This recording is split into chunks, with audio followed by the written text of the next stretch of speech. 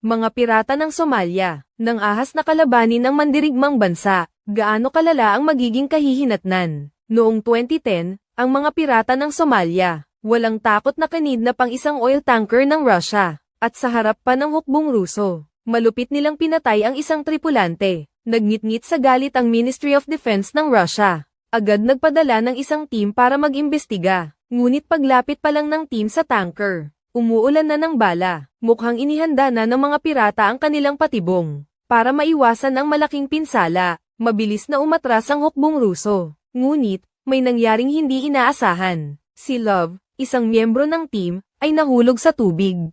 At nawala na lang. Ngunit sa kabutihang palad, buhay pa rin si Love. At siya ang magiging susi sa paglipol ng hukbong Ruso sa mga pirata.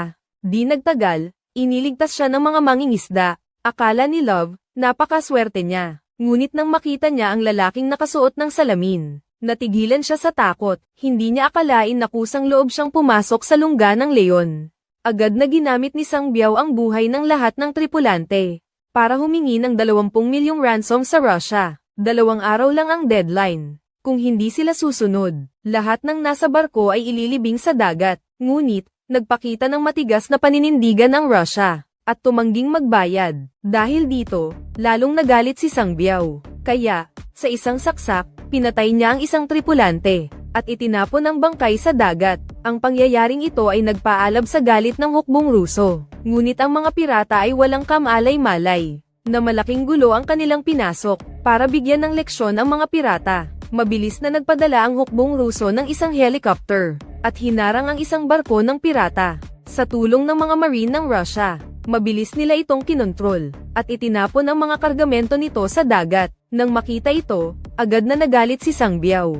Agad niyang itinutok ang kutsilyo sa leeg ni Love. Dahil sa sitwasyong ito, kailangan lang balikan ng team ang mga itinapon nilang gamit. Sa puntong ito, lubos na nakalimutan ng mga hambog na pirata kung sino talaga ang kanilang kalaban. Sa pagkakataong ito, agad na tumakbo si Love patungo sa likuran ng barko. Nang makita ito ng kapitan, agad niyang ginamit ang negosasyon para ilihis ang atensyon ng mga pirata. Ngunit sa kasamaang palad, nakita pa rin si Love ng isang pirata na nagpapatrolya. Para hindi mahuli, mabilis siyang dumulas pababa sa oil tank. Mabilis niyang hinawakan ang kawit at tumalon sa dagat. Ngunit nang malapit na ang team kay Love, nagpaputok ng RPG ang mga pirata sa team. Dahil dito, nawalan ng pagkakataon si Love na mailigtas. Ang naghihintay sa kanya ay isang matinding pambubugbog. At ang team ay walang magawa, kailangan lang nilang mag-isip ng ibang paraan. Ang ganitong gawain ay nagpaalab sa galit ni Sangbiao na hindi na niya maitago. Kaya, pinakabit niya ang kanyang mga tauhan ng remote-controlled bomb sa oil tank. Ngunit, nakita ito ni Love. At sa oras na iyon, ginamit ng hukbong Ruso ang ilaw para sabihin sa kanya na magsasagawa ng operasyon ng mga marine sa umaga ng susunod na araw. Kailangan niyang maghanda para sa isang coordinated attack. Sa puntong ito, nalulunod pa rin ang mga pirata sa kagalakan ng kanilang tagumpay. Dahil sa sobrang kalasinggan ni Malaking Itim, gusto niyang kalabanin si Sangbiao. Agad na pinigilan siya ng kanyang kapatid na si Maliit na Itim at humingi ng tawad kay Sangbiao. Ngunit para parusahan si Malaking Itim, agad siyang itinapon ni Sangbiao sa dagat. Ngunit di nagtagal, naging pagkain siya ng mga peteng. Nang makita niyang nawala ang kanyang kapatid sa ganitong paraan, gusto ni Maliit na Itim na agad ipadala si Sangbiao sa impyerno. At ito ang nagbigay ng pagkakataon kay Love na magamit siya. Pagkatapos, nakita ni Love si Maliit na Itim. Gusto lang niyang dalhin si Love para tumakas. Ngunit dahil may mahalaga siyang misyon, hindi siya maaaring umalis. Kaya, sinabi niya kay Love ang plano ng pagliligtas. At si Maliit na Itim, na gustong ipaghiganti ang kanyang kapatid, agad na pumayag na tumulong. Ngunit sa kasamaang palad, nakita sila ni Sangbiao. Kaya, inutusan niya ang kanyang mga tauhan. Napatayin siya sa harap ng hukbong Ruso kinabukasan.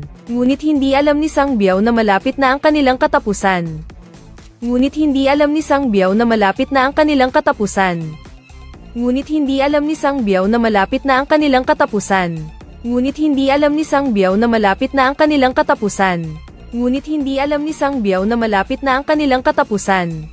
Makikita natin, maingat na pinili ng hukbong Ruso ang isang grupo ng mga piling-pili na Marine Special Forces. Nakatago na sila sa ilalim ng barko, naghihintay ng signal para kumilos. Nang dumating ang sumunod na araw, handa na ang mga pirata na ihatid si Love sa kanyang huling hantungan.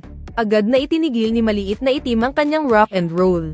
At sinamantala ang pagkakataon, mabilis na kumilos si Love, at agad na pinatay ang pirata. Agad na nagpaputok si Maliit na Itim ng signal flare. Nang makita ito ng team, mabilis silang kumilos, para guluhin ang lahat ng pirata. Sinimulan ni Maliit na Itim ang kanyang huling konsyerto sa buhay.